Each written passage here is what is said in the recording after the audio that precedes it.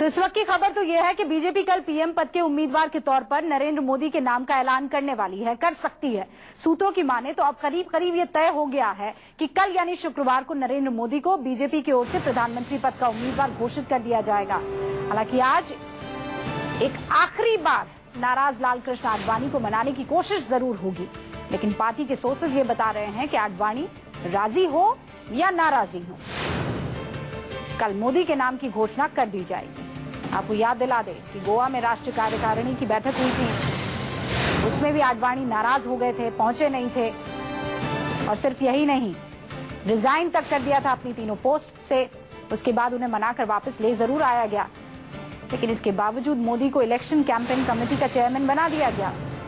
इस बार भी अगर आडवाणी नहीं माने तो गोवा जैसे हालात दोहराए जाएंगे, यानी second round Advani versus Modi का देखा जाएगा।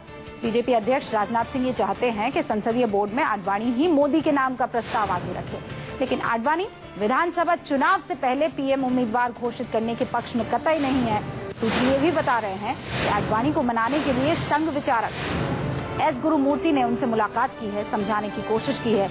इस पूरे मसले पर बातचीत करने के लिए मेरे सहयोगी अमित कुमार जुड़ गए हैं। सीधा रुख करते हैं अमित का। अमित, लास्ट राउंड एक बार मनाने की कोशिश आडवाणी को, लेकिन क्या लगता है मानेंगे या नहीं?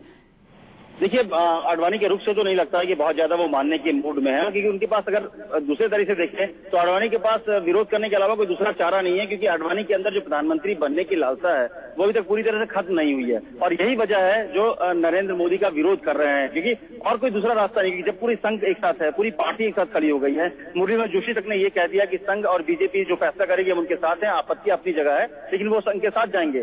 शाम को 6:30 बजे राजनाथ और सुषमा की बैठक होने वाली है। सुषमा भी विरोध कर रही है, लेकिन सुषमा का विरोध की भी एक सीमा है, उसके आगे वो नहीं जा पाएंगी। तो कुल मिलाकर अगर अकेले देखा जाए तो बच रहे हैं लालकृष्ण आडवाणी। और लालकृष्ण आडवाणी का विरोध जो है वो इसलिए वो इतना आगे निकल गए क्योंकि उनको पता है कि ये उनके लिए आखिरी मौका है। अगर इस बार अभी नहीं तो कभी नहीं वाली हालात में है, तो इसीलिए दूसरी तरफ अगर पार्टी की तरफ देखे, संघ की तरफ देखे, तो उन लोगों ने पूरी कोशिश कर ली है कि लालकृष्ण आडवाणी को ऑन बोर्ड कर लिया जाए, उन्हें किसी तरह से समझा दिया जाए, उन्हें किसी तरह से मना लिया जाए। लेकिन आडवाणी के रुख के बाद ये लगभग साफ हो गया है कि पार्टी अब बहुत ज्यादा आडवाणी के रुख को लेकर बहुत ज्यादा कोशिश नहीं कर रही है कि उनको मना लिया जाए। एक अपनी जो कोशिश थी वो कर चुकी है। नरेंद्र मोदी के नाम का ऐलान होना है, लगभग ये तय माना जा रहा है। कल पार्टी उनके नाम का ऐलान करेगी। अब ये देखना है कि नरेंद्र मोदी को ऐलान करने से पहले क्या राजनाथ सिंह पार्लियामेंट्री बोर्ड की बैठक बुलाते हैं या फिर बिना पार्लियामेंट्री बोर्ड की बैठक के वो ऐलान करते हैं। ये बहुत देखना दिलचस्प होगा, क्योंकि शुरू से कहा गया था कि जो भी प्रधानमंत्री की उम्मीदवारी को लेकर फैसला होगा वो पार्लियामेंट्री बोर्ड तय करेंगे।